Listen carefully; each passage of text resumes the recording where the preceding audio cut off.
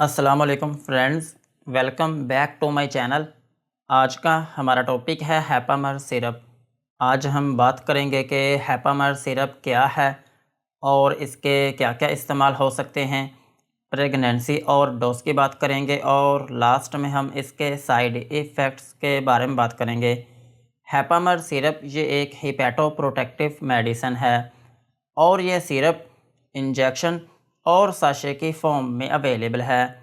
जो हैपामर सिरप है ये होता है 120 ml और जो हैपामर्स इंजेक्शन है ये 5 ग्राम पर 10 ml की स्ट्रेंथ में अवेलेबल है और जो हैपामर साशे हैं ये 3 ग्राम पर साशे की स्ट्रेंथ में अवेलेबल है।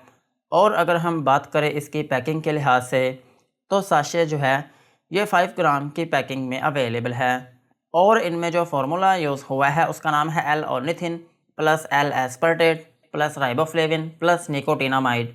ये था हैपामर सिरप, इंजेक्शन और साशे का इंट्रोडक्शन। अब हम इनके यूजेस के बारे में बात करते हैं कि वो कौन सी ऐसी कंडीशंस हैं जिनमें आप हैपामर सिरप, इंजेक्शन या फिर साशे का यूज़ कर सकते हैं। हैपामर सिरप को आप हेपाटाइटिस में यूज़ कर सकते हैं। हेपाटाइटिस जो है ये एक ऐसी कंडीशन है जिसमें आपका जो जिगर होता है उसमें स्वेलिंग आना शुरू हो जाती है। और हेपाटाइटिस जो है ये 3 तरह का होता है। एक होता है हेपाटाइटिस ए और एक होता है हेपाटाइटिस बी और एक होता है हेपाटाइटिस सी। इन 3 टाइप्स के अलावा इसकी और भी कुछ टाइप्स होती हैं लेकिन वो बहुत कॉमन नहीं हैं, इसलिए उनको हम डिस्कस नहीं करते। और अगर किसी शख्स को हेपाटाइटिस होता है तो फिर इसकी वजह से आपकी जो बॉडी होती है वो बहुत थकावट का शिकार रहना शुरू हो जाती है और आपको हल्का हल्का सा बुखार रहने लगता है और आपको भूख की कमी होने लगती है और आपको उल्टी या फिर मतली रहने लगती है और आपका जो खाना होता है वो भी ठीक तरीके से हज़म नहीं हो पाता। आपको कॉन्स्टिपेशन रहने लगती है और आपको चक्कर आने लगते हैं। ये वो सारी अलामात होती हैं जो कि हेपाटाइटिस में हो सकती हैं। इस कंडीशन में आप हैपामर सिरप, हैपामर्स इंजेक्शन या फिर हैपामर साशे का यूज़ कर सकते हैं। और हैपामर सिरप को आप जॉन्डिस में भी यूज़ कर सकते हैं। जॉन्डिस जो है इसको हम यरकान भी कहते हैं और यरकान जो है ये भी आपके जिगर की ही एक बीमारी है। और इसमें ये होता है कि आपकी बॉडी में एक मादा होता है जिसको हम कहते हैं बिलीरुबिन। वो एक्सेसिव अमाउंट में जमा होना शुरू हो जाता है जिसकी वजह से आपको यरकान होना शुरू हो जाता है और फिर इस यरकान की वजह से आपकी स्किन का जो कलर होता है वो बहुत पीला पड़ जाता है और आपकी जो आंखें होती हैं वो भी बहुत पीली हो जाती हैं और जब आप पेशाब करते हैं तो उसका जो कलर होता है वो भी बहुत येलो होता है। इस कंडीशन में भी आप हैपामर सिरप, इंजेक्शन या फिर साशे का यूज़ कर सकते हैं। और हैपामर सिरप को आप फैटी लीवर डिजीज़ में भी यूज़ कर सकते हैं। फैटी लीवर डिजीज़ जो है ये भी आपके जिगर की ही एक कंडीशन है और इसमें यह होता है कि आपके जिगर में चर्बी बहुत ज़्यादा जमा होनी शुरू हो जाती है जिसकी वजह से आपका जो जिगर होता है वो डैमेज होना शुरू हो जाता है। इस कंडीशन में भी आप हैपामर सिरप, इंजेक्शन या फिर साशे का यूज़ कर सकते हैं। और सेम इसी तरह आप इसको अल्कोहलिक लीवर डैमेज में भी यूज़ कर सकते हैं। अल्कोहलिक लीवर डैमेज जो है ये एक ऐसी कंडीशन है जिसमें आपका जो जिगर होता है वो डैमेज होना शुरू हो जाता है और ये तब होता है जब कोई शख्स अल्कोहल का बहुत ज़्यादा यूज़ करता हो तो फिर इसकी वजह से उसका जो जिगर होता है वो ख़राब होना शुरू हो जाता है और फिर इसकी वजह से वो हर टाइम बीमार फील करता है और उसको भूख की कमी होने लगती है और उसको उल्टी या फिर मतली होने लगती है और उसका जो वज़न होता है वो भी बहुत कम हो जाता है और उसकी स्किन का जो कलर होता है वो भी बहुत पीला पड़ जाता है। इस कंडीशन में भी आप हैपामर सिरप, इंजेक्शन या फिर साशे का यूज़ कर सकते हैं। और हैपामर सिरप को आप हिपैटिक एनसेफेलोपैथी में भी यूज़ कर सकते हैं। हिपैटिक एनसेफेलोपैथी जो है ये एक ऐसी कंडीशन है जो कि आपके दिमाग में होती है लेकिन ये तब होती है जब किसी शख्स का जिगर ख़राब हो और इसमें यह होता है कि जब आपके जिगर की बीमारी बहुत ही एडवांस स्टेज पर चली जाए तो फिर इसकी वजह से आपका जो जिगर होता है वो काम करना छोड़ देता है जिसकी वजह से आपके ब्लड में जो टॉक्सिक केमिकल्स होते हैं या फिर जो जहरीले मादे होते हैं वो बहुत ज़्यादा हो जाते हैं।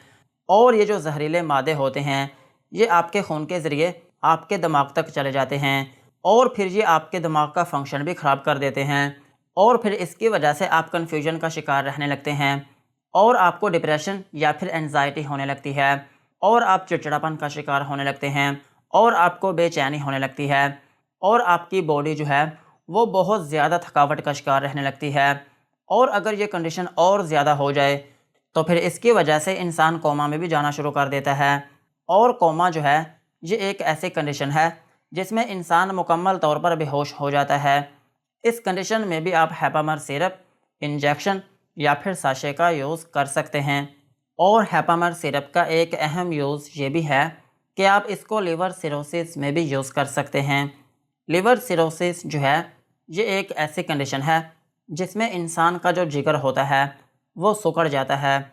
और नॉर्मली जो आपका जिगर है ये बहुत फ्लेक्सिबल और स्मूथ होता है, लेकिन इस केस में आपका जो जिगर होता है वो पत्थर की तरह हार्ड हो जाता है। और इस केस में आपका जो जिगर है वो परमानेंटली डैमेज हो जाता है। और ये एक ऐसी कंडीशन है जिसमें आपके जिगर को मुकम्मल तौर पर ठीक नहीं किया जा सकता। जितना जिगर आपका डैमेज हो गया सो हो गया, इसको रिकवर नहीं किया जा सकता। लेकिन इसको रोका जा सकता है कि जितना जिगर आपका डैमेज हो गया वहाँ पर आप इसको रोक सकते हैं, लेकिन इसको मुकम्मल तौर पर ठीक नहीं किया जा सकता। इस कंडीशन में भी आप हैपामर सिरप, इंजेक्शन या फिर साशे का यूज़ कर सकते हैं। और हैपामर सिरप में विटामिन्स भी यूज़ हुए हैं जो राइबोफ्लेविन और निकोटिनामाइड हैं। ये दोनों विटामिन्स ही हैं और ये आपकी बॉडी में कमज़ोरी का ख़ात्मा करते हैं और आपकी बॉडी जो थकावट का शिकार रहना शुरू हो जाती है उसको ठीक करने में भी मदद करते हैं। और जो आपको चक्कर आ रहे होते हैं उनको ठीक करने में भी मदद करते हैं। ओवरऑल अगर हम बात करें तो हैपामर सिरप, इंजेक्शन और साशे जो हैं ये आपके जिगर की एक मेडिसिन है। अगर आपको हेपाटाइटिस है या फिर अगर किसी शख्स को यरकान है या फिर आपके जिगर के ऊपर चर्बी है या फिर अल्कोहल की वजह से आपका जिगर डैमेज हो गया हो या फिर आपकी स्किन का जो कलर है वो बहुत पीला हो या फिर आपका जिगर सिकुड़ गया हो और फिर इसकी वजह से आपकी बॉडी में बहुत ज़्यादा कमज़ोरी आना शुरू हो गई हो और आपको चक्कर आना शुरू हो गए हों, तो फिर इन कंडीशंस में आप हैपामर सिरप, इंजेक्शन या फिर साशे का यूज़ कर सकते हैं। यही थे इनके यूजेस। अब हम इनकी डोज के बारे में बात करते हैं। अगर आपकी एज 18 साल से ज़्यादा है तो फिर आप हैपामर सिरप का 1 चम्मच दिन में 2 मरतबा यूज़ कर सकते हैं। और हैपामर साशे जो है ये आप इसका 5 ग्राम का एक साशे दिन में 1 मरतबा यूज़ कर सकते हैं। और हैपामर्स इंजेक्शन जो है ये क्लिनिक या फिर हॉस्पिटल में ही लगाया जाता है। और अगर हम बात करें बच्चों की तो बच्चों में इस मेडिसिन को यूज़ किया जा सकता है, लेकिन डॉक्टर के मशवरे के साथ खुद से इस मेडिसिन को यूज़ ना करें।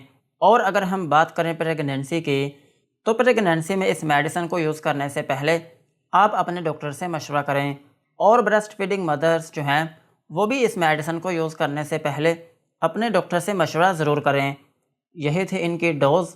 अब हम इनके साइड इफ़ेक्ट्स के बारे में बात करते हैं कि अगर आप हैपामर सिरप, इंजेक्शन या फिर साशे का यूज़ करते हैं तो आपको क्या क्या नुकसानात हो सकते हैं। हैपामर सिरप को यूज़ करने से आपको हाइपर सेंसिटिविटी रिएक्शन हो सकता है, यानी कि आपकी स्किन के ऊपर रैशेस या फिर उसमें एलर्जी हो सकती है।